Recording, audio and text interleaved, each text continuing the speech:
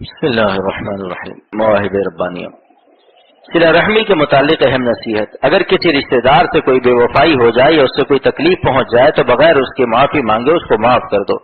کیونکہ اگر آپ نے اس کو لال پیلی آنکھیں دکھائیں کہ ہم نے آپ کے ساتھ کیا سلوک کیا اور آپ نے ہمارے ساتھ یہ بدسلوکی کی، تو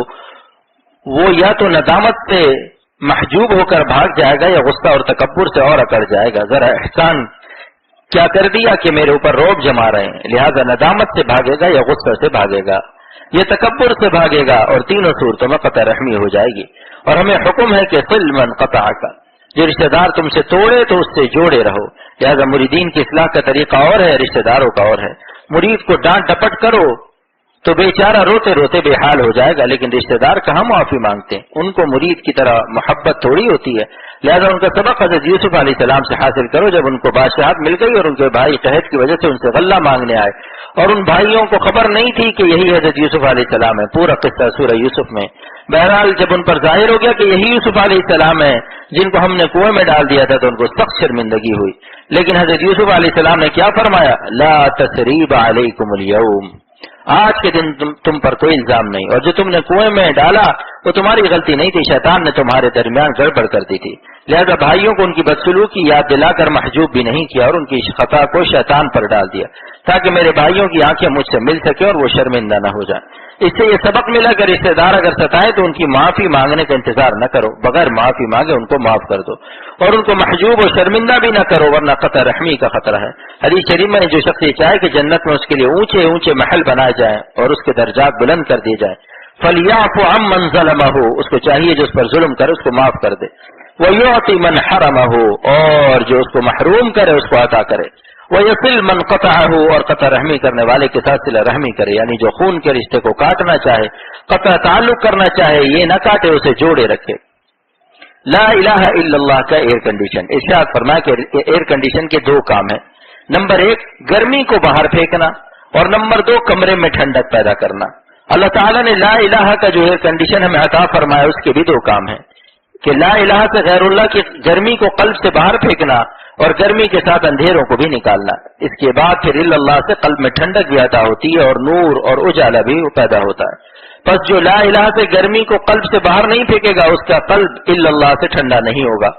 آج کل اکثر لوگ لا الہ کی ضرب تو پھسپھسی لگاتے ہیں اور الا اللہ کی ضرب زور سے لگاتے ہیں، یعنی غیر اللہ سے بچنے کا مجاہدہ مشقت کم اٹھاتے ہیں اور ذکر و عبادت کا خوب اہتمام کرتے ہیں، لیکن اس ہمت چوری سے وہ صاحب نسبت نہیں ہو رہے ہیں، کیونکہ اللہ کی دوستی کی بنیاد کثرت ذکر پر نہیں، صرف گناہ چھوڑنے پر ہے۔ ایک شخص 1,00,000 ذکر اللہ اور ہر سال حج عمرہ کرتا ہے لیکن سڑکوں پر کسی کالی گوری کو نہیں چھوڑتا، بدنگاہی کرتا ہے، یہ شخص اللہ کا ولی نہیں ہے۔ اگر یہ اللہ کا ولی ہوتا تو ان لیلاؤں کو کبھی نہ دیکھتا۔ مولا کو پانے والا لیلا چور نہیں ہوتا، سورج کو پانے والا ستارہ چور نہیں ہو سکتا۔ جس طرح اگر دنیاوی بادشاہ اور سلطان کے بارے میں خبر آئے کہ اس نے ایک سبزی والے کے ٹھیلے سے کالو چرا لیا تو اس کا کوئی یقین نہیں کرے گا، کیونکہ ایک بادشاہ جو کروڑوں کی سلطنت رکھتا ہے آلو چور نہیں ہو سکتا۔ اسی طرح وہ مولا اور خالق نمکیات لیلائے کائنات جس کے دل میں ہوگا وہ لیلا چور نہیں ہو سکتا، کیونکہ دنیاوی حسن کی اس کے دل میں کوئی وقعت نہیں رہتی۔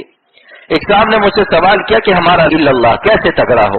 اس کا کیا طریقہ ہے؟ میں نے کہا جتنا آپ کا لا الہ تگڑا ہوگا اتنا ہی الا اللہ تگڑا ہوگا، غیر اللہ سے دل جتنا پاک ہوگا اتنا ہی اللہ کی تجلی سے معمور ہوگا۔ پس غیر اللہ سے جان چھڑانے میں جان لڑا دو، حسینوں سے بچنے میں جتنا غم اٹھاؤ گے اس غم سے جتنا دل شکستہ ہوگا اتنا ہی اللہ کی تجلی دل کے ذرے ذرے میں نفوذ کر جائے گی۔ مثبت ذکر یعنی عبادات نافلہ کا حکم اسی لیے دیا گیا کہ جس وقت گناہ سے بچنے میں حسینوں سے نظر بچانے سے دل ٹکڑے ٹکڑے ہوگا اس وقت وہ نور ذکر دل کے ذرے ذرے میں اتر جائے گا۔ لہذا جو چاہتا ہے کہ الا اللہ سے اس کا دل معمور ہو جائے وہ لا الہ سے نجات حاصل کرے، ورنہ قلب میں حسینوں کا نمک حرام ہو اور اللہ کا سلام و پیام ہو ناممکن ہے۔ نافرمانی اور نسبت مع اللہ جمع نہیں ہو سکتے۔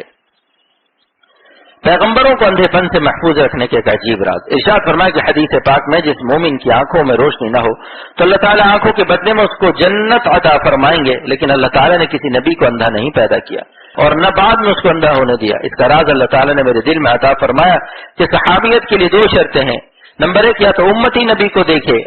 اور اگر نمبر 2 حالت ایمان میں امتی نابینا ہے تو نبی اس کو دیکھ لے تو وہ صحابی ہو جائے گا۔ پس اگر امتی بھی نابینا اور نبی بھی نابینا ہوتا تو نابینا امتی صحابی کیسے ہوتا؟ لہذا اگر نبی نابینا ہوتا تو نگاہ نبوت سے محروم ہونے کی وجہ سے ایک نابینا بھی صحابی نہ ہو سکتا تھا،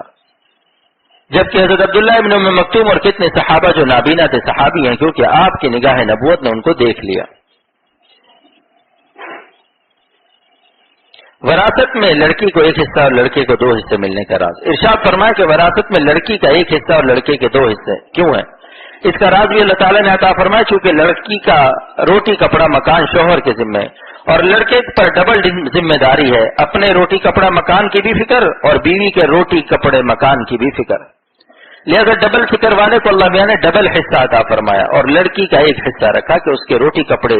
مکان کی ذمہ داری اگرچہ شوہر پر ہے، لیکن بعض معاملات میں شوہر سے پیسہ مانگنے میں اسے غیرت آتی ہے۔ مثلا اس کے بھانجے بھتیجے اور رشتے دار آ گئے تو شوہر کا پیسہ ان پر خرچ کرتے ہوئے اسے شرم آتی ہے کہ میرا شوہر کہے گا اپنے رشتے داروں پر میرا پیسہ خرچ کرتی ہے، لہٰذا اس کو بھی ایک حصہ دے دیا کہ اس کی جیب بھی گرم رہے اور باعزت رہے۔ بڑے بڑے علماء جو وراثت پڑھا رہے ہیں انہوں نے کہا کہ یہ بات ہم نے کسی کتاب میں دیکھی نہ کسی سے سنی۔